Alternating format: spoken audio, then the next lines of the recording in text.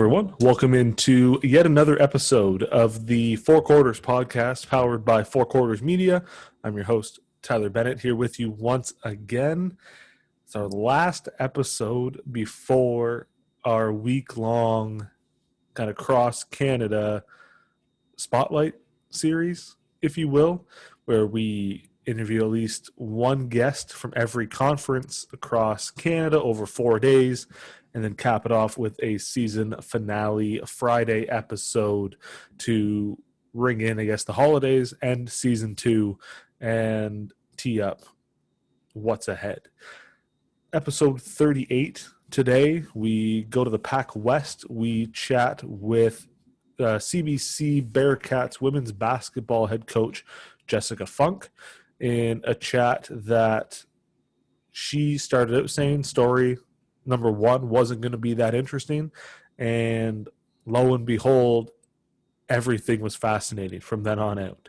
And we learned a lot about kind of what Columbia Bible College is all about, from the academic side of it to kind of what sets that apart from other institutions, not only in the Pac West, but kind of Canada as a whole.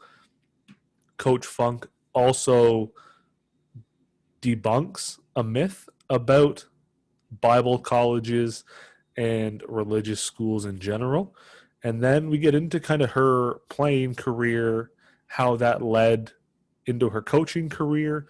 She shares ultimately how she ended up at CBC, growing up in Calgary, Alberta, making the move to Abbotsford, British Columbia, how she ended up there in the first place. Special thanks to a member of her family, which you'll hear her describe as she goes through her story.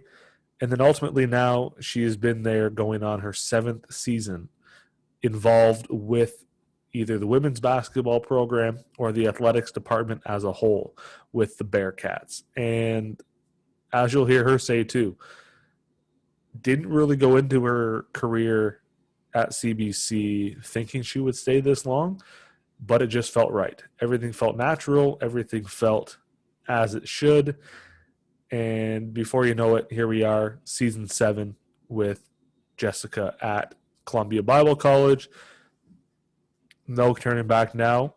The rest is history, as they say. And now she's entering her 2nd season as a head coach. We looked at, again, her playing career, how she got into her coaching career at CBC. And we also looked at a few international stops that she's had along the way, how she ended up coaching in Europe after having played in the same event about 6 or 7 years prior. We looked at how she ended up coaching in Uganda, of all places. And we learned a bit about what secondary school basketball is like in Uganda. And like you'll hear me say as well, I was naive to the idea that countries like Uganda and Sudan and other countries neighboring Uganda would have secondary school basketball. And as you'll hear Jessica explain as well, more or less it's the same as what we have. Tryouts, practices, tournaments, competing for spots at nationals. At the end of the day, basketball is basketball. The culture is going to be different in different countries and different parts of the world, yes. But at the end of the day, as Coach Funk says as well, sport is a universal language. And once you get past the cultural differences, language barriers, the hurdles, what have you, at the end of the day, it's basketball. And that was probably the most fascinating part of this whole thing, was hearing about how she ended up in Uganda in the first place and what secondary school basketball looks like, how they were able to kind of navigate those challenges, those hurdles. It just, the entire experience as a whole was just a ton of fun to listen to and hear about. And then she dropped a fantastic idea on how we can get more people paying attention to collegiate and university basketball in Canada that I fully admitted on here. I'm going to steal. I'm going to use it. It's already in my plans for 2021 to try and get more people paying attention to what colleges and universities in Canada are doing on the basketball court. So you'll hear Jessica say, when we talk about how she ended up at CBC, that it's not an overly interesting story. From then on, this entire episode was interesting, fascinating, a ton of fun to be a part of, to just listen to these stories. And because, like she admits as well, she's a bit younger in terms of age when it comes to being a head coach at the collegiate level. But the experiences she's had over her career so far, fascinating stories. So I think you're going to enjoy this one as our last full length kind of regularly scheduled episode before we get into our week long Cross Canada Spotlight series, which goes from November 30th to December 3rd, 4 days, 4 leagues. We cover it all. And then our season finale on December 4th. I don't think we could have picked a better way to wrap up our regularly scheduled episodes. So with that all said, let's jump in now to episode 38 of the Four Quarters podcast, powered by Four Quarters Media, with myself and Columbia Bible College Bearcats women's basketball head coach, Jessica Funk. Enjoy. All right, so I'm now thrilled to be joined by the women's basketball head coach at Columbia Bible College, the CBC Bearcats, Jessica Funk. Coach, first off, I want to thank you for taking your time on the weekend to do this. How are things with you, the team, and everybody out on the West Coast? Yeah, thank you for having me. Yeah, we're safe here and obviously navigating new restrictions and COVID and those curveballs that are being thrown at us here on the school and on our team front. But overall, we're healthy and we're safe. So it seems like those curveballs come more frequently now. It seems like every day there's a new one we're dodging or new protocols we have to follow. Every day, every hour seems like who knows what's going to come. And like you said before we jumped on, like looking back to March when this all started, we thought, okay, like it's a month. Yeah, we're in month 9 now, and hard to believe. Yeah, and I don't see it slowing down. With Christmas, you try and convince people to not see their family. Good luck. Yeah, we're living history right now. That's true. That is very true. Like, this will be talked about in probably like 15 years in history classes for high school kids. And like that's weird to me. Like it just baffles me to no end. Yeah. And I say that out loud. I say the same with 9/11 too. There's kids now that are just learning about it that weren't alive then. I'm like, I remember where I was. And then now 2020 is going to be the exact same thing. Yeah. Yeah. It's crazy. But we're thankful to be here. And like we said, thankful that everyone close to us is healthy. And yeah, I guess that's all you can hope for. Just kind of do your part and hope everything else kind of figures itself out. But there's a lot of people that aren't really focused on the bigger picture, and they're just worried about themselves and they don't care. Yeah. What's day-to-day life like for you guys now? Are you guys able to still be in the gym, kind of get workouts in, obviously before the new restrictions were put in place? What was kind of day-to-day life like for you guys, kind of leading up to, obviously, before the season was canceled there just last week? We've been in the gym. We've been kind of doing our regular practice schedule, and the girls are still lifting weights and doing kind of the core things that we've been doing even before COVID. And so like that's been really awesome just to have that one familiar thing that we can go back to. Okay, everything else in the world is changing day to day, but we still got practice, and the girls are considered a bubble almost all of them live in dorms together in the Oh, kind of that nice. same area. And Mm-hmm. so we have been able to continue to practice. And even with these new restrictions that came out for BC last week, Mm-hmm. we're still in phase 3 from Via Sport. Okay. And so we're still allowed to practice, which is great. Yeah. In amongst hearing about the season and having Mm-hmm. that be confirmed, I think, yeah, we're gonna run with our practices as long as it's safe to do so. Right. So, Yeah. As long as they say you guys can be in the gym, obviously here's the protocols you have to follow. But if you can be in the gym, I'm be willing to bet a lot of money that every player at every school who can be in a gym would follow those to a T, because yeah, the last thing you want to do is lose that little yeah, bit of normalcy that you would have in a season right now. yeah, exactly. One thing I want to ask you about too before we get into kind of CBC and kind of your career and everything, how fun was that marathon, the 24-hour marathon you guys did? Man, yeah, that was it was a little bit crazy, like a whirlwind Right. of a fundraiser. Mm-hmm. We were in the gym twice over those 24 hours. Okay. And then some of the girls did an overnight or a gym session at, I think it was at 4 a.m. Jeez. To get some reps in. And then some of the other girls opted for a run and reps at the local track instead of the 4 a.m. option. So Yeah. it was fun. We hit a lot of our goals for that or Right. surpassed them. Mm-hmm. But yeah, it was fun to try something new and Mm-hmm. make some memories along the way. It looked like everybody had a lot of fun, but like 4 a.m. like that's early. Yeah, I was Good on impressed them, by their commitment. I'd say. And I mean, for the others, like that's kind of a lesser of two evils. You want to run a track, which running's not Yeah, that fun, or get in a gym at 4 a.m. and not sleep as much.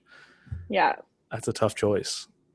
yeah. It was our rookies that did the 4 a.m. option Oh, and our okay. returners that did the 7 a.m. Track run. So think yeah, the I think that shows like rookies are always usually a little bit more keen to do like the early things, like get up right away and do it, and then the veterans are like, I'll sleep, I'll get the extra sleep. yeah, No, we'll do the run instead. I think that's a traditional, typical rookie, like a little bit more keen than the veterans to do the early stuff. yeah, totally. That's awesome. Yeah, it looked like it went well too. And like you said, social media, I saw a lot of the goals were hit and seemed like all the teams kind of came together and just 24 hours of fun and Yeah. raising some money along the way, which is never a bad thing either. Hmm.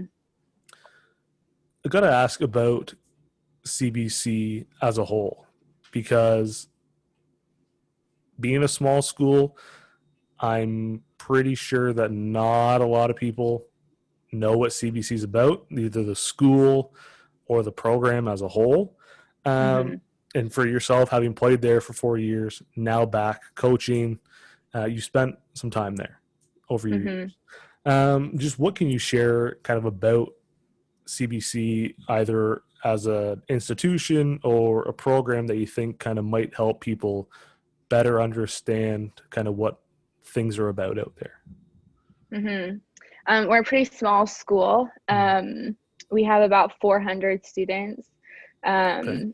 And yeah, we're a Christian college, Mm-hmm. obviously Columbia Bible College. Yeah, we offer a wide range of different programs, from biblical studies Mm-hmm. to applied leadership or social entrepreneurship, which is more of the business side of things. And Okay. so I think maybe a myth that I debunk is that at Bible college you're going to become a pastor, and that's Okay. Yeah. not the case. Right. Yeah, I think being a Bible college, we have this foundation of, okay, this is our core values Mm-hmm. and what we believe in, and then allowing that to kind of launch us into different areas of life, and whether it is the business side of things or applied leadership or something like that. Like we have an outdoor leadership program, and Okay. yeah, so there's a lot of different options that our students can choose from. Right. Yeah, I looked online too to try and find like enrollment numbers, and like I saw like 500, 400 students, so it's not a Yeah. big college by any means, but it's kind of got that you probably know most people you see around, because it is kind of a smaller like bubble, almost Yeah. little small community in Abbotsford. So when you are out recruiting, then obviously now as a coach as opposed to a player, what do you kind of use to sell kind of the college to people? Like, what do you look for when you're out trying to bring in prospective student athletes? I think first off, for the school side, because you are a student athlete, I obviously need some interest from Right. the student in some of the programs that we have. I don't want it to be a write-off for these athletes. Yeah, but then saying that, I think a lot of our athletes come and use it as a gap year, and we'll take some general studies stuff and allow that to maybe transfer to other programs or other schools afterwards. So it is like a great foundational time where yeah, students can come here and maybe get a taste of what post-secondary academics is like, Right. and then move on to a bigger school if that's maybe their goal or what they want to pursue. So I'd say, yeah, that kind of for the academics. And then in regards to like what I look for from the athlete, and as I'm watching them play, I think a selling feature for us is that we are a small and young team, Right. or a small school and young team, and how that does provide opportunities for great athletes to come in maybe straight out of high school or Right. in their first year and be playing big minutes or have a big role on the team. And so by no means do I sell minutes or anything like that. Right. That's definitely earned. But I think there is, a more of an opportunity for our young athletes to come in and play a big role. I think too, like you said, like with CBC being a smaller school, and you may get some of those kind of first year out of high school athletes that may be almost intimidated by a bigger college, maybe a small town. Like they're not used to being around that many people on a regular basis, and just the thought of big college in a big city is intimidating. So this may be the perfect fit, as you said, that gap year to kind of get used to the college life, kind of maybe figure out what you want to do with life too, and then obviously practice your faith at the same time, and then kind of use that as, like you said, that launching pad to get through, like to move up to another institution if that's your goal, or maybe find a 4-year, 5-year home at CBC, and something you never knew that you wanted until you're there. How did you end up at CBC, being from Calgary? What sold you on CBC being the place for you? It's maybe not as great of a story as it could be. Okay. I had never heard of Abbotsford, if I'm being honest. Right. I'm from Calgary, grew up there, and in my gap year, I took a gap year and was just working. My sister, actually, my older sister, Vanessa Funk, came out here and was on the team and found the school and the program because when she would call home, I heard everything about her team and her coaches and just how great of an experience it was. So really just followed her out here and kind of chose a program after I had committed and had full intentions of just staying for a year. I didn't really know what I was doing, but committed to a year and planned to go back to Calgary after that. Every year it was okay, I'm staying for one more year. And I haven't left. I was going to say, so every year it's okay, one more year. And then 4 came and went as a player, and then now back as a coach. Couldn't get away. Roped me in. Yeah. So really what I take from that is we can thank your sister for your CBC can thank your sister for 4 years of you as a player, and then now year 2 as a coach. Yeah. All of this traces back to her. Yeah. And it's fun now too. She's one of my assistant coaches, and that's fun to share this experience. Both us being athletes together, I think that's pretty rare. Secondary to play with your sister, but now to coach with her is quite fun. Yeah. Who's the tougher coach of the two? If you had to ask your players, I think they would say me. Yeah. Vanessa's like, she brings the fun. Okay. Yeah. You gotta have kind of like the good cop, bad cop, I guess, little sibling. That's kind of cool though. I don't think you'd ever see many siblings play together and then move on and end up coaching together at the school they played for, no less. I'd have to do some digging. That might be fun to figure out if there is even others that have played and coached at the same school together. Yeah. I don't know anyone. No, I'm drawing a blank too. I don't know. I know there's some brothers that play out in Ontario together, but I don't think they're going to coach together. Right. And that's interesting. Now I might have to. You said the story wasn't that interesting, but now it's got some wheel spin, and there's some back to this that could be one of few, if any, others that have done this. Interesting. Yeah. Okay. This turned out to be more interesting than I think you thought. Perfect. What was it like playing your 4 years at CBC? Obviously going in every year thinking, okay, this is my last year. I'm going to move on. This is my last year. Looking back on your 4 years of playing, what kind of stands out to you as some of your favorite memories? What was the 4 years like for you, I guess? I think when you're in it, I had heard that you don't remember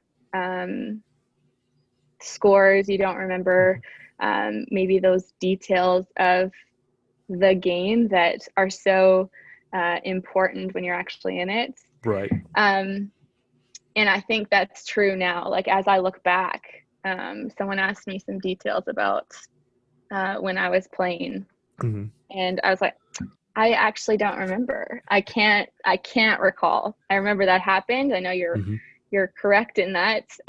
But yeah, I truly do remember the relationships and the things that I learned about myself, about my teammates, and kind of the team dynamic that was created and built over my time here. And I think that's just that's the highlight of it all.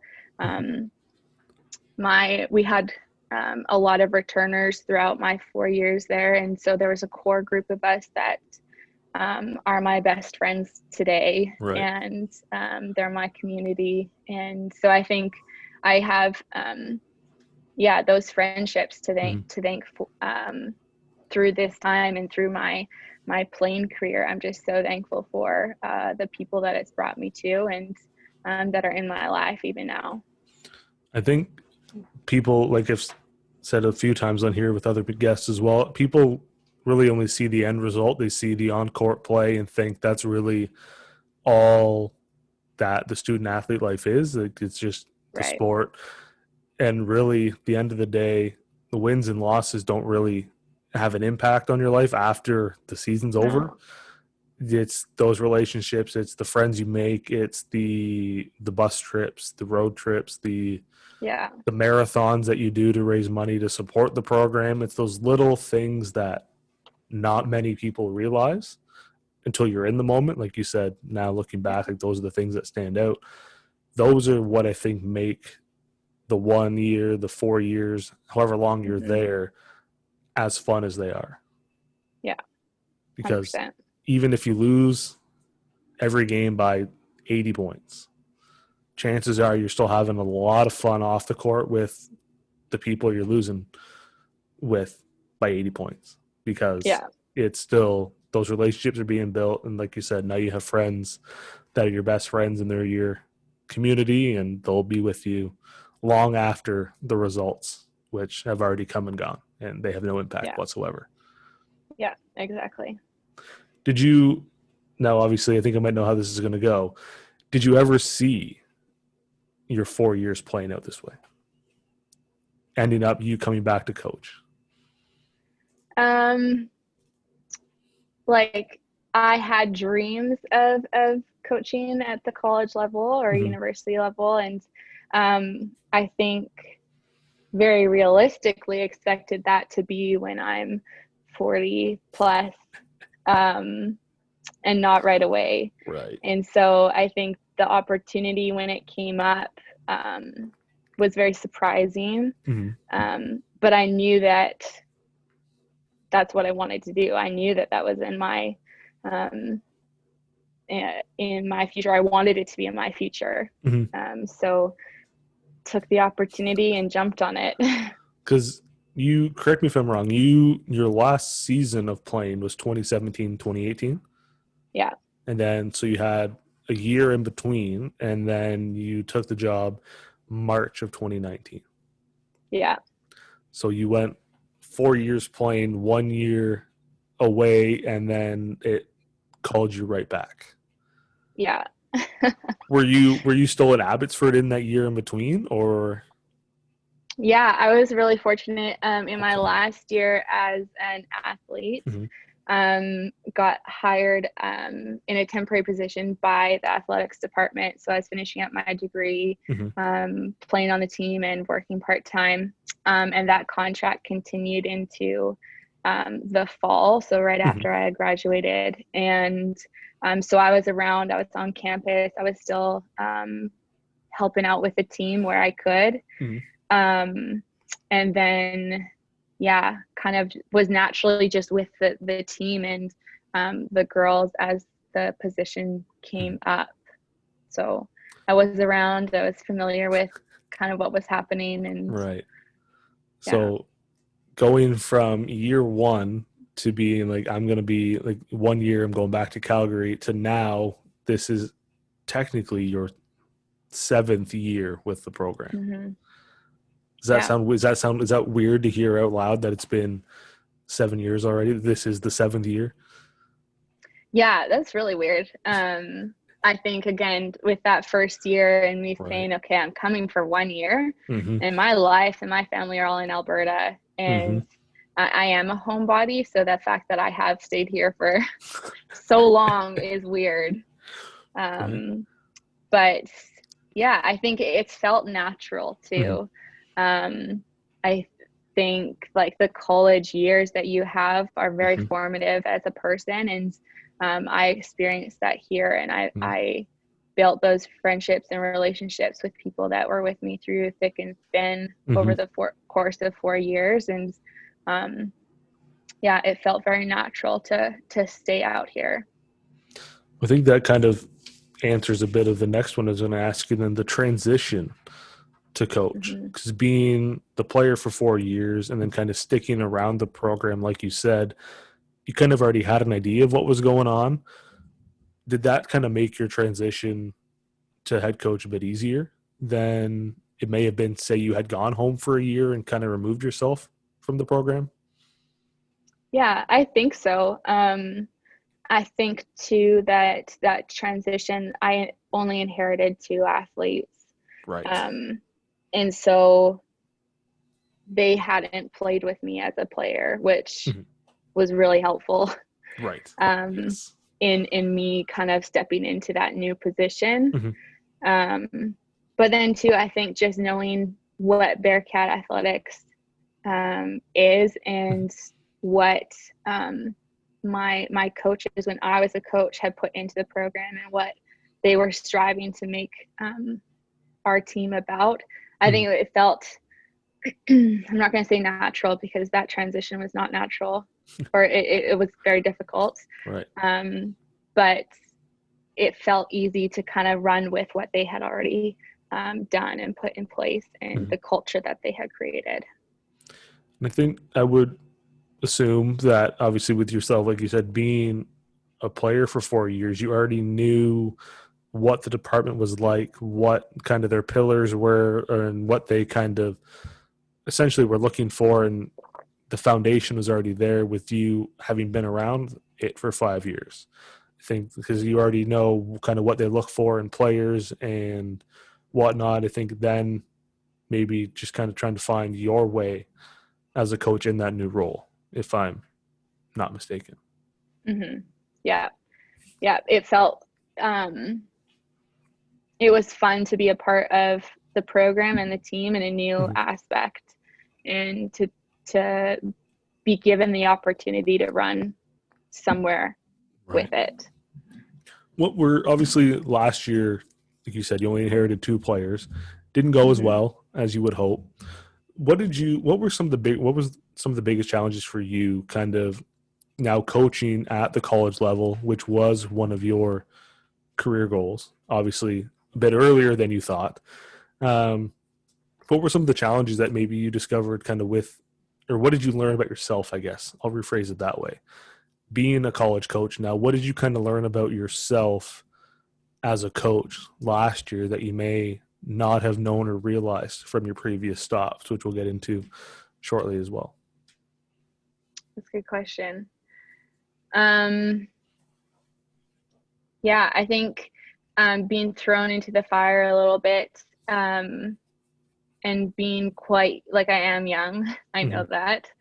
Yeah. Just wrapping my head around the fact that, like, I don't know everything. Mm-hmm. And um, while the majority of our team last year were rookies, Mm-hmm. feeling like I was in the same position as they were Mm-hmm. a little bit, like just trying to figure things out, and uh, keep my eyes open, and Right. be willing to, or to have a plan and being willing to change that. Mm-hmm.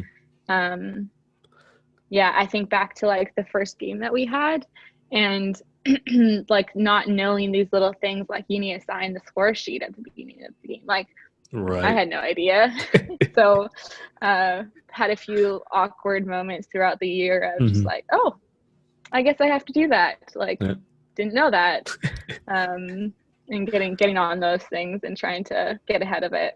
Right. I think there's a lot of those little things that go into coaching that people, like when you play, you don't really notice. You don't really see Yeah. your coach going over to sign a game sheet or to verify starters or Mm-hmm. whatever else it may be.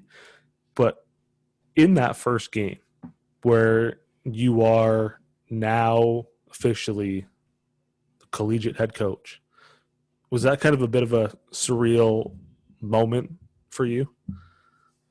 Yeah.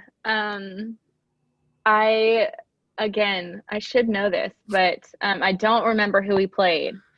But I think that or what adds to that was just the whole surreal feeling of this is happening. Mm-hmm. And I remember just throughout the whole thing, I couldn't stop smiling. I was just so pumped. Yeah. And we were losing by quite a bit. I know that. I don't know who we were playing, but it wasn't super close. But yeah, just having to, like, almost pinch myself to say, like, this is real. Like, Right. I've been an athlete on the end of the bench, but Mm-hmm. now I'm here and I'm leading them. And yeah, it was definitely a highlight to be there. And I had a cheering squad that just made me Wow. feel so special. So Okay. Yeah. You don't hear about too many coaches getting cheering sections. No, it was all alumni. It was alumni. They That's came out and supported. that's cool too, to have that kind of college support, like past athletes, whoever, players that you've played with before, now coming to celebrate you taking on that new role. Like you said, you spent 4 years on the bench, and now Mm-hmm. you're you're at the head of it, Mm-hmm. signing score sheets before games, picking starters. Mm-hmm. That's you now. And Yeah. I'm trying to find who you played in the first game. I should have done my research on this part too. I apologize. No, that's okay. I want to say it was Camosun, um, Let me but I see. could be wrong. Because that, to me, I'm Or thinking, Douglas. okay. To me, thinking too, like obviously, like you see your dream playing out. To me, like I'd probably catch myself, I don't know how many times, just like zoning out and looking around and being like, I'm actually doing this. And then you have to realize you're coaching the game and be like, oh crap, like Yeah. I need to do something. Like someone's got to sub in. Heaven Yeah. forbid someone has their fourth foul already, and you're like, oh, I need to pay attention. Mm-hmm. You played, it was actually Okanagan Okay, Okanagan. There we go. first on November 2nd Yeah. with the cheering squad. Yeah, again, you don't hear about many coaches with cheering squads. That's cool too. This is all just from, yeah, having now coaching with your sister to playing with your sister to cheering squads. This went from not really an interesting story to like I'm intrigued. That's cool. That's really cool. That's When awesome. Cool. when did you want to know? When did you know that you wanted to be a coach? Before we get into kind of where it's taken you outside of CBC, when did you realize that coaching is what I want to do? Um, Man, uh I don't know if I can pin it down to a year or Mhm. age. Right. I don't know if we're going to talk about this later, but in grade 10, I started helping out with NBC basketball camps, Okay. and yeah, kind of got a glimpse into um, that culture and yeah, these phenomenal collegiate and youth sport players, and the influence that they held over these kids, and just fell in love with yeah, the atmosphere that they could create. Mm-hmm. And through that, NBC is where I started coaching. Okay. And yeah, I was a very, very shy, quiet kid. Okay. And basketball was kind of the one consistent thing throughout my life. Right. And I think, yeah, through that, having something consistent where I was comfortable and felt safe, Mm-hmm. was able to like grow and be pushed outside of my comfort zone a little Okay. bit. Yep. And NBC did that. In my opportunities to coach, they kind of threw me into the fire and said, this is what we need you to do. Right. And here are some examples, and I need you to run with that. And I think that's where I experienced the most stress being thrown into the fire, Right. but also where I realized just how much I love coaching and Right. being able to give back into the game. Yeah. Being a shy kid and then going into coaching where you have to instruct and be vocal don't usually go hand in hand. I see why that Yeah. would be stressful, being having someone say, here's what we need you to do and go. To me, that would cause more stress than I could probably ever imagine, being a shy grade 10, kind of taking that in at the start. Right. Yeah. And I think too, like, again, with the basketball being a safe place and on court being a safe place for me, Mm-hmm. felt like throughout my junior high school career, with the coaches I had and the teammates I had, felt like I could fail and I would be okay. And very similar then when I started coaching with NBC, having this atmosphere of like, you're going to try. You might not hit it the first time, but you can keep going. Like you can try again. Yeah. And that was so foundational for me. Just if I can ask, what does NBC stand for those who don't know? You're testing me. It used to stand for National Basketball Camp. I think. And then they changed it. And I believe it stands for Northwest Basketball Camp. Okay. Maybe. That's more than I figured. I Googled NBC master teacher, NBC basketball, NBC Canada, and it took me all different places that didn't relate to basketball. And I was like, what? I said basketball in the search, and I don't know where I ended up, but not to what I thought it was going to be. But then you ultimately became what they call an NBC Canada master teacher. Yeah. What does that entail? What is a master teacher? Yeah. So obviously camps look a little different this year with COVID, but when I was a part of them, I worked at their Alberta camp, and it took place in Olds, Alberta, and we'd have about 200 to 300 kids for 5 days. Oh, wow. And we'd do that for 3-4 weeks. So yeah, in those age groups or girls and boys and split up in age groups, there's maybe 50 to 60 kids in a league, we called them.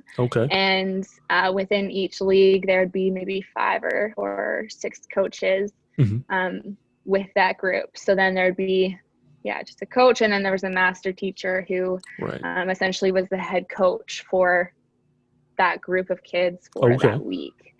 So was very fortunate to, I started off as a gopher, a junior coach in grade 10, did errands and whatever anyone needed. It was 3 or 4 years later that I was getting the opportunity to lead gyms and to be in charge of 50 kids and 3 or 4 other coaches.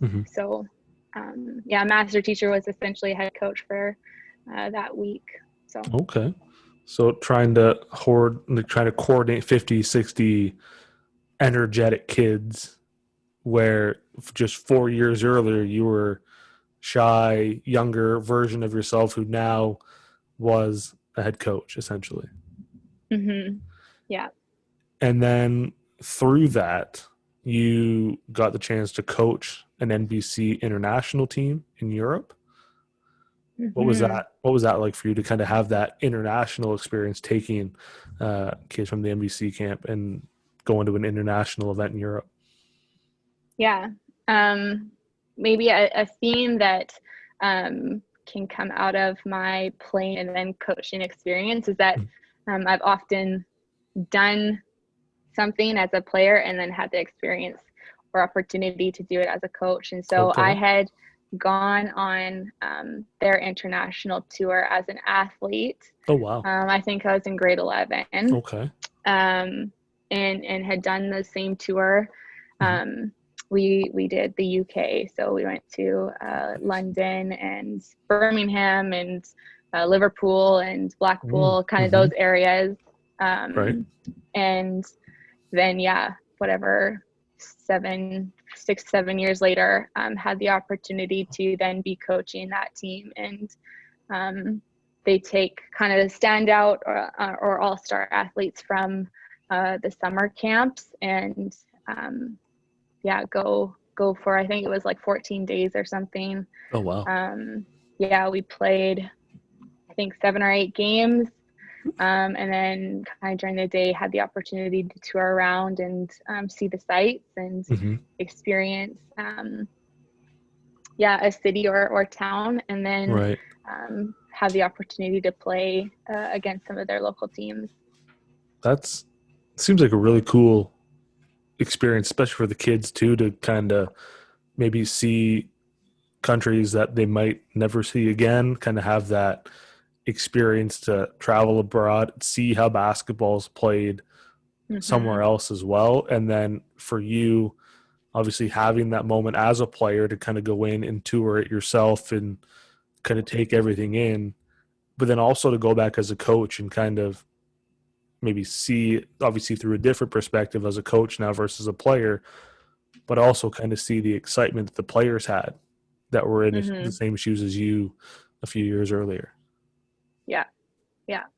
And then to experience the stress of taking 15 girls to a different country and managing all of their cash that they bring and trying to keep track of everyone as you're riding the tube. That was something I didn't realize went into that position. Again, obviously I know that, but as a player, you don't think about it. No, as a player, you're just, going about your business. You're one of the 15 that coach has to kind of coordinate and hoard around. And then now you're the coach trying to wrangle up 15 kids that who knows where one is. And someone's always stuck in the washroom, last one out, and you're wondering where they are. And it's, stressful. Yeah. They were very sick of, we did roll call. It was just everyone 1, 2, everyone count. And they were so tired of, okay, let's do roll call. Sick of it. Not going to lose a kid. No, especially in another country.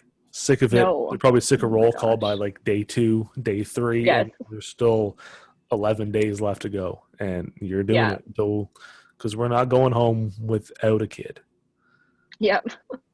Now, thinking back to that too, like when I was like playing sports, like I never realized what went into coordinating tournaments or teams to even just to go to dinners, let alone touring countries for 14 days and not losing someone.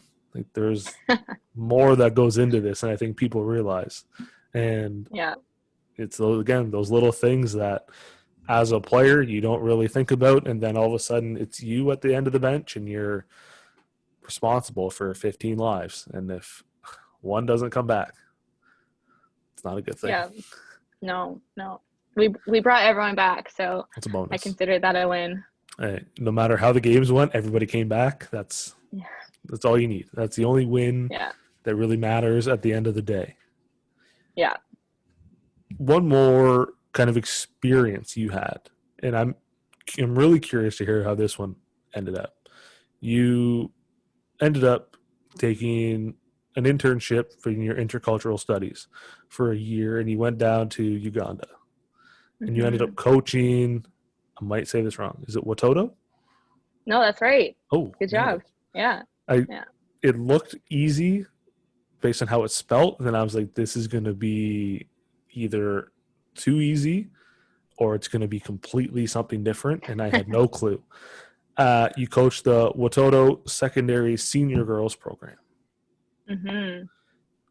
Just whatever you want to say on that. I don't really have anything else. What was that experience like coaching secondary basketball in Uganda? So I went with one of my best friends, Sarah Parker. She was a teammate of mine, and we went together for this internship for our studies. And we had found Watoto online and heard and read about what they were doing, and was really pumped and excited about that. So our intention and goal for that, we were there for 8 months. We were going to work in their baby's home. So Watoto has over 3,000 children in their care. Wow. Across Uganda. And we lived at their Subi village, in which they had houses and homes and moms that volunteer their lives to be parents to these children. Oh, wow. But yeah, there was a baby's home in which there was about 100 children between newborn and 4 years old that spend their baby years in this home before they like move out into a home with with a Watoto mom. Okay. And so our intention was to work with them and kind of volunteer for those 8 months doing that. Yeah. And it was like within the first week that we were there, we were talking with some of the locals. Watoto is actually, it's like a village. Okay. Everything that they need is on campus. So Baby's Home was there, all of those houses for those kids. And then their school, they have a medical center, they have a church. It really is a self-sustaining world. So we were talking with some of the senior leadership there just about who we were and what we were doing. And naturally, basketball is a big part of both Sarah and my life. And so shared a little bit about that. And then he was like, we've been praying for basketball coaches. Would you want to coach our women's team? And wow. It was one of those like goosebumps, I will always remember it moments I had without knowing any of this, packed my basketball shoes and a basketball and all my basketball gear. And I had no idea that I could actually use it, let alone coach. And so that opportunity came out of nowhere, but was really a huge highlight during those 8 months. It's one of those, like, it was meant to be moments. Like, you brought your basketball, your shoes, your gear, just because it's such a big part of your life. Little did you know that now it was going to be such a massive part of their lives for 8 months. And then subsequently a massive part of your life for 8 months too, having that goosebump, feel good, kind of almost like you can't script this any better, movie-like moment where they've been wanting basketball coaches and then here you guys are. Yeah, it was very cool, and definitely experienced the highest of highs with them and the lowest of lows. And that team just trying to navigate cultural differences while trying to run a team and have practices and games and build team dynamic and all of that stuff. So with the secondary basketball there, with it being such its own, like you said, self-sustaining kind of bubble, I guess, for lack of better term, do they play other secondary schools? Like, how does the basketball kind of structure work? So what we did is we trained for probably 4 or 5 months, and then participated in exhibition games. I think since I've been there, it's changed and the format has changed, but we weren't in a formal league. And again, I'm pretty sure it has changed since. But yeah, we just mainly were practicing and had exhibition games. And then there was quite a few tournaments near the end of my time that we were participating in, and schools and teams all across Uganda and Sudan and kind of those neighboring countries would come and participate in these tournaments. And so, yeah, that was kind of primarily where we were getting our gameplay. I think it was the last month that I was there. We participated in the qualifiers for nationals. Oh, wow. And the girls qualified. That's awesome. I left, I think, a few weeks right before nationals actually took place. But yeah, that was a huge experience for sure.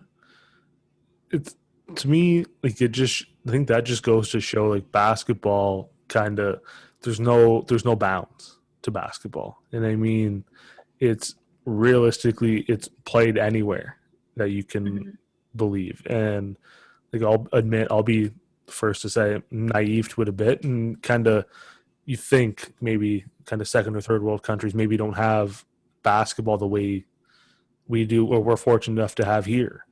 But then you hear Right. stories like yourself going to Uganda and training in tournaments and nationals. It's really just like us. It's really the similar structure, and really basketball speaks one language, and it's the game of basketball. Yeah. That's cool. That's cool. I think what I learned is I believed that sport was a universal language, and I still do. Yep. Don't misunderstand that. 100%. But through that experience, learned that it doesn't necessarily transcend culture. We had to adapt. Sarah and I had to adapt both our coaching style, our communication style, all of that to what our girls knew and experienced and expected. So sport is a universal language, but there's a lot of things that you need to hoops that you need to jump through, I should say, as a coach or even a player coming into a different culture. And I mean, English is the national language in Uganda, but the majority of people speak Luganda. And so here's me coaching or a practice, and all of the girls are speaking in Luganda. And I'm like, I don't know what's happening right now. Like, they're obviously talking about me. I don't know what they're saying. So those little things of like, the girls didn't want to do push-ups because boys did push-ups and they had big arms and they didn't want big arms. And so things like that, where I've never thought about that. Right. Push-ups are what you do. If your coach tells you to do a push-up, you do a push-up. And having to kind of change my expectations in regards to what a practice or even games look like. How were you guys able to navigate kind of some of those challenges early on with kind of the language barrier, with English being the primary language but most speaking Luganda? Like, how did you guys navigate some of those challenges early on to kind of build that culture a bit that you guys were talking about? I think the first 3 or 4 months I was stuck in my ways. I was like, this is what sport is. This is what team is. This is what coaching looks like. Right. And then got to the point where that wasn't really working. And I felt like I was pulling teeth to get anyone to join practice. We had probably a running or a ongoing list of our roster. And I think there was like 30, 40 girls on the list, because people would show up three months in and say, I'm on the basketball team. And I'd be like, I've never seen you before. We've been practicing for 3 months. Like, what's happening? And so feeling like every day was Groundhog Day. We're working on the same skills because there's new people, new faces. And then after those 4 months, kind of got to the point of like, what I'm trying to do is not working. So I need to,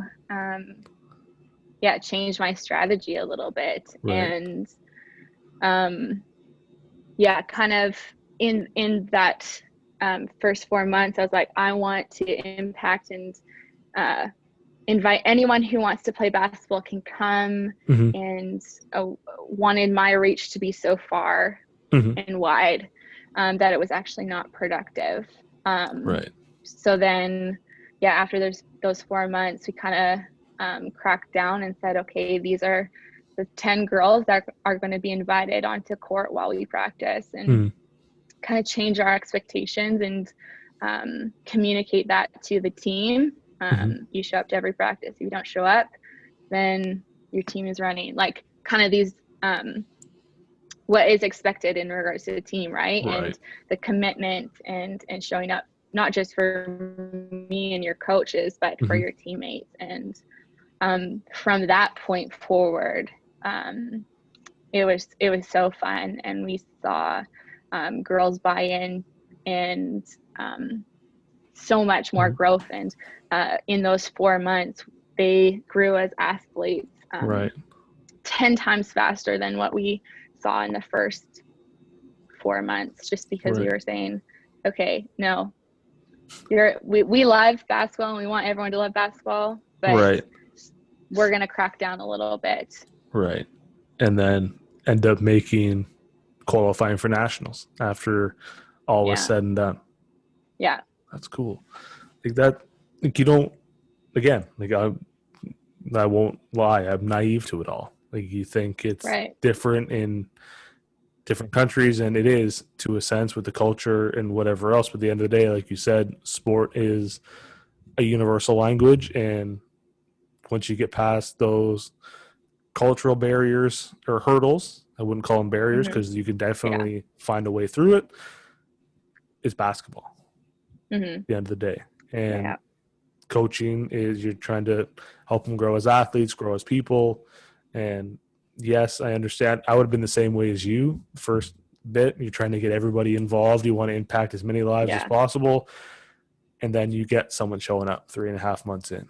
Right. And you're doing the same drills for the 90th day in a row because someone new is here that wants to play. Yeah. That would get tiring after a while. Just same thing 100%. over and over. It's like 50 first dates, but like 100 times over. It's the same day over and over, just rinse and repeat. And no one's really gaining a whole lot from it. No.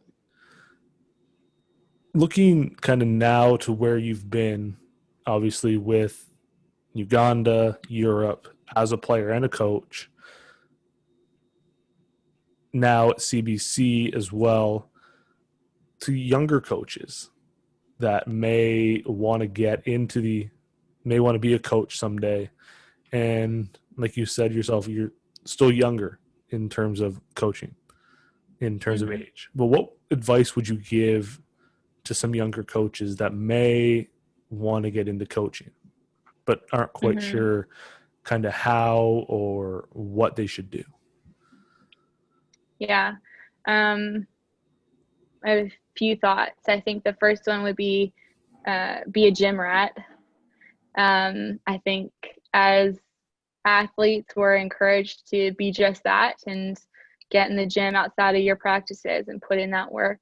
And I'd say the same thing goes for if you want to coach, if you want to continue your basketball involvement past your playing career, you got to put yourself in positions where you're doing just that. And I'd say, get involved with a local team, a club team, a high school team, maybe even at middle school, where you're on the team, whether you're a manager, you're an assistant coach.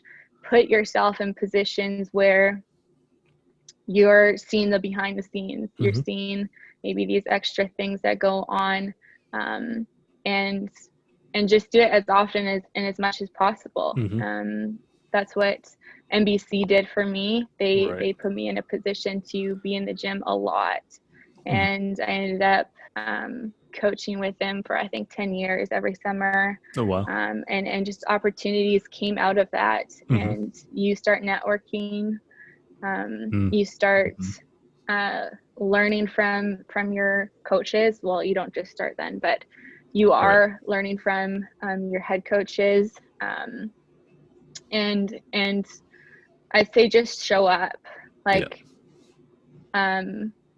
think oftentimes if you're young and you want to start coaching, it's not gonna just happen. No. There's got to be some work put into that, and if you're consistent with it, it will come. Maybe the temptation in being a manager or an assistant coach is that I don't need to come to this practice, or I'm too tired, I'm not going to show up. I'm not crucial to the functioning of practice or games. But consistency matters, and showing up regardless of your role or position, it will do leaps and bounds for you. Right. Yeah, I think, like you said, with your role at the start with NBC was being a gopher, just kind of junior coach doing whatever was needed. You may not be coaching right away, but you're around coaches. You're in the gym, you're there, you're listening in on conversations, you're picking up little things here and there that you may not think are important at the time, but you're still putting yourself in a position where if they need something a bit bigger than your job, they're going to see, like you said, consistency. They're going to see what you've done before, and your name's going to probably jump to their mind first. And yes, as an assistant coach or a manager, if you don't want to go to practice or you think you're not essential, you may not have to go. But people are going to realize and remember that you weren't there every practice, and that's going to have an impact down the road. You have to pay for your kind of, it sounds kind of aggressive, but you pay for your actions. And if you don't show up and you still expect to have the end result to be the same, it's going to slap you in the face. And it's going to hurt. Yeah. And two, like, not just going or not just being a manager for the sake of getting that experience and saying you've done it, but like you're gonna, or you should be a sponge, like be a sponge. And you're a manager, you're a part of a team, and you're getting extra face time with the coaches or that coaching staff. And from there you start to develop your own coaching philosophy and can instill or explore what your vision and mission is as a coach and what you want to represent. Right. And even too, as you progress through from being a gopher to assistant coach to manager to head coach, whatever it is, I think continuing to be that sponge too is never a bad thing, because once you get in that mindset of like, I know everything, it never works that way. It's never that easy to to know everything, because I think as long as we're all consistently learning, I think we're all going to be better for it. And I think consistency, networking, like you said too, I don't think people put enough value on that point. I think especially now, I think more than ever, it's not necessarily what you know. I find it's more of who you know. Right. That gets a lot of people where you potentially want to be, and it's because they put themselves out there more. And and they show up. They show up day after day, tired or whatever it is. They're there because if you found a reason not to be, they found another reason to be there, and there's going to be people right behind you that want the same role you have. And if you slip up or you don't want to do it some days, someone's going to pass you. And you're going to wonder why at the end of the day, and you can look back to 5 or 6 practices where you didn't show up because you weren't feeling like it as your reason why. Yeah. No, there's days that I don't want to go to work and I'm tired, but you have to. And you got to get younger kids into that mindset of put in the work if you want the result. And I think we can probably blame COVID for a lot of overnight success stories that people now think is a reality, when it's really we had nothing else to do but make someone go viral on TikTok, because you can't go outside. It's a struggle. Is there anything else from your past coaching experiences that we didn't touch on before we look at kind of the future of the program quick, and then wrap it up with the last question we ask everybody about growing the coverage in Canada?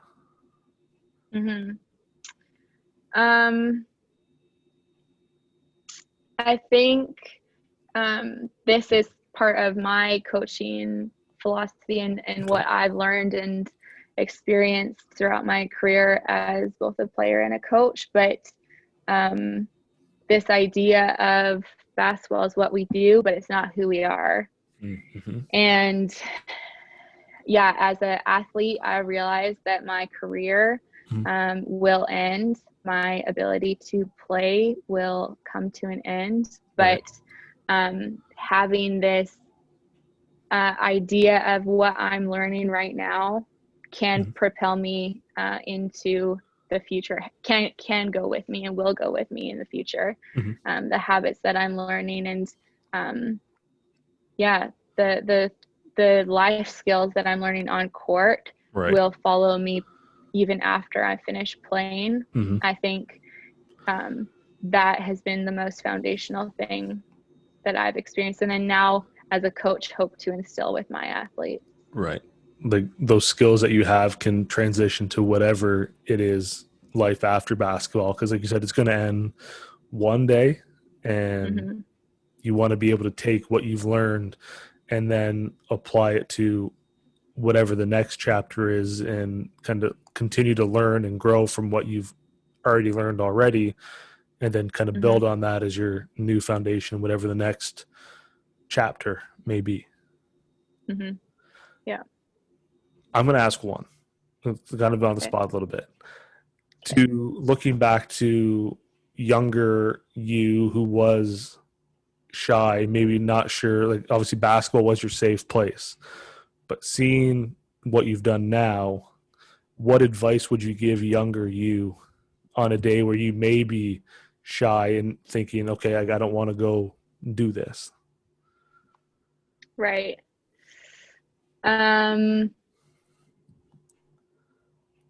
This is not super life-changing, but I think just go for it. Back to I now know that basketball wasn't my safe place, and but looking back, I wasn't aware of that. And so there was still this hesitancy when meeting new people or trying new skills, right? But I just say go for it. You're gonna fail. Everyone fails. 100%. You're gonna miss a shot. Everyone misses a shot. It's okay. But yeah, your worth and identity is not in basketball or how you perform, but yeah, dang, it's fun. Hey, I think that sums it up. I mean, you can't really say much more than that, except for now. If there's kids listening to this now, go for it in moderation, because you got to stay 6 feet apart from people. So don't go for it too much. Don't go for it too much right now, because we want to be able to get back to where we can go for it full. So anybody listening to this who may be a shy kid right now, wait till this winds down and then really go for it. Yeah. Get in your garage and start working on your ball handling skills. Go for it in different ways. Yeah. Away from people. This may not help shy kids now, because you're told not to go around people. Yeah. I think we might have more kids who are more quiet people, a bit more hesitant to meet people now than before. So that might not work anymore. Being shy is not bad. No. Let me just say that it's not bad. No. I mean, that's good. Just go for it, and you're gonna fail. Everyone does. It's just how you get back up. That's the main thing. Looking ahead, obviously we talked about last year. You said you only inherited 2 players, so it was predominantly rookies, and obviously didn't go as well as you would hope. But still establishing your system, kind of getting yourself situated after taking over a new role for yourself. Looking ahead to the future of the program, obviously this year now, the season being canceled, but you're still able to get into the gym. What excites you about the future of the women's basketball program with the Bearcats? Yeah. I'm just so pumped on the athletes that we have, and particularly our returners, Keely Ayre, Sam Lionhorst, Taylor Berg, and Carson Lazio. I talked earlier about the experience that you're able to get early on as a young athlete. They were thrown into the fire and got a lot of experience last year. Yes. And a lot of minutes. playing against third, fourth, and fifth year athletes. And Mm-hmm. now, a year later, it shows. I'm just really pumped about what they're bringing to our practices and the leadership that they're providing, even at a young age. Yeah, they're doing a great service to our program, and yeah, phenomenal athletes and even better young women. Being thrown into the fire as a first year player is never easy to do. But then, No. like you said, going against like third, fourth, fifth year players in the Pac West, which is a talented league that, Mm-hmm. again, we'll get into this in a minute, that doesn't get enough attention outside of BC. I don't Mm-hmm. think people realize how many third, fourth, fifth year players there are in the league that have seen it all over their career. As a first year player, that's got to Yeah. be intimidating. Yeah. And then, And I'll give them so much credit. They did not let any of that deter them from trying. right. Last year, like they were just pumped to be there, and there was this knowledge, prior knowledge, that so and so is a great team and they've got some really great athletes, but we're gonna try. Yep. We're gonna do our best, and we're gonna actually learn a lot. Right. And again, like we said too off the top, the wins and losses, the end of the day, don't matter. Yeah. As long as you're learning, you're having fun, you're building those relationships off the court. A lot of those girls will probably be friends long after their career is over. And yeah, probably the losses sting a bit at the time, but now they have no effect on what you do after the game is done. And as long as you have fun, really, is as cliche as it sounds, as long as you have fun playing the game, who cares? Yeah, and if you enjoy the game, you're gonna keep working at it. Right. If you don't Right. enjoy it, then you're gonna peace out. Yep. Right. So if you're enjoying what you're doing, there is that buy-in, and maybe you did lose by a lot last year, but if you're enjoying it, there is that commitment to be better. Right. And there's only one way to gain experience, and that's by putting yourself in those situations. And now they've had the taste of coming up on the wrong side of it. They're going to grow from that, and the returnees are going to pass that down to the first years, and they're going to see that work ethic that the veterans have, and they're going to want to follow suit, because no one wants to be the anchor kind of holding everything back. They want to match the veterans to kind of get to that level. And I think you can see that energy already with the rookies being in the gym at 4 a.m. for the marathon, and just the energy that I've seen on the women's basketball social media channel, and just the girls wanting to get better every day. And you can see that radiate from 1 through 10 on the roster. Everybody's had that buy-in, and last year was tough, but you learn from it, you grow, and you celebrate the wins, whether it's personal milestones and off-court relationships, and you build on those, and results will come. Yeah, and they're not defined by that one season. Correct. I'm not defined by that one season, right? Correct. So using that to propel us forward. Yep. You pull from the experiences, you use it, and just grow from there. So as long as you grow every year, that's all you can ask about yourself. Yeah. The last question we ask everybody, and I don't think I can ask it enough, because I don't know how else it's going to change unless we talk about it. With yourself, having been a player for 4 years and now coach in your second season, how do we get more people paying attention, talking about, following men's and women's basketball in Canada? Because CCAA alone, the attention nationally is virtually non-existent, I'll say. Outside of like regions will do their best. But again, off the top, I asked you talk about CBC, because I will bet any amount that people out here have no idea. Mm-hmm. How do we get more people paying attention, or what ideas do you have to kind of get the level of coverage, attention, respect to where it should be? Mm-hmm. It's a big question. I don't know if I have the right answer. Hey, no Um, answer is the wrong answer for this, because clearly whatever's happened so far hasn't worked. So right. any answer and all answers and ideas are more than encouraged at this point. Yeah. Yeah.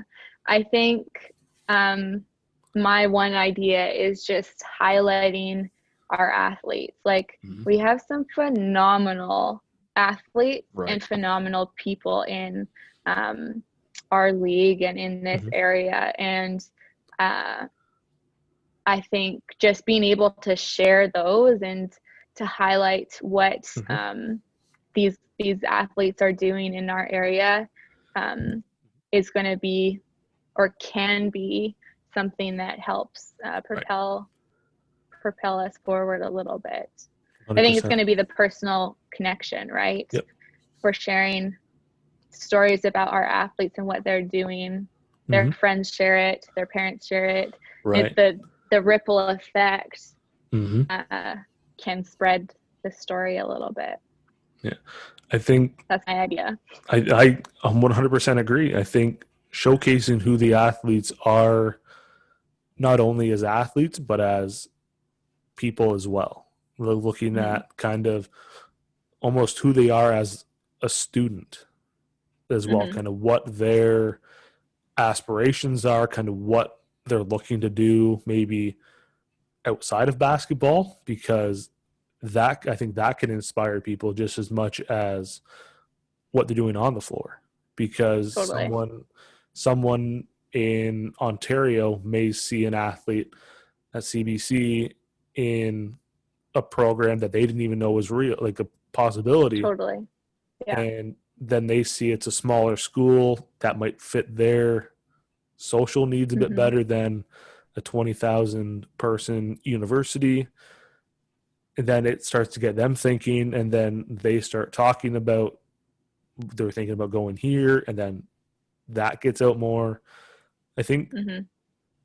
we just need to showcase the athletes that stay here as much as we do the ones that go to the States, or even just 100%. university in Canada.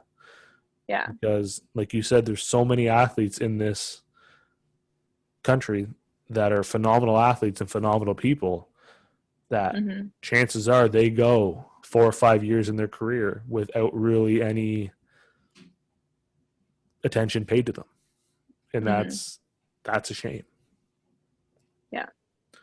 And I gotta say, I really love what you guys are doing, or you're doing, and highlighting these stories. And I was looking through all of your episodes, and that's awesome. You're highlighting athletes and coaches all across the country, and that's what we need, I think. And to be honest, like I know the one argument that comes up a lot of time is the financial side of it, and Mm. I understand that. Obviously, it's not it's tough to justify the financial side when we don't really cover it on a national scale. So there's no real Right. background to have that argument stand on, which is why I kind of find it to be a bit off-putting. But you look at a lot of like athletes that can go really anywhere. It's like some players can go from the East Coast, play on the West Coast. Coverage kind of helps, again, their friends, family, whatever, Mm-hmm. keep up to date with what they're doing. Because I Mm-hmm. looked at the men's program at CBC, like Wes Hamilton's from Keswick, Ontario. Yeah. How did he end up at CBC in Abbotsford, British Columbia? Is a story that I don't like. I'm sure the Athletics will share it at some point. That'll come up because I know you guys are spotlighting your women's players as well. But it's Mm-hmm. stories like that. That how did a kid from Keswick, Ontario, end up at Columbia Bible College?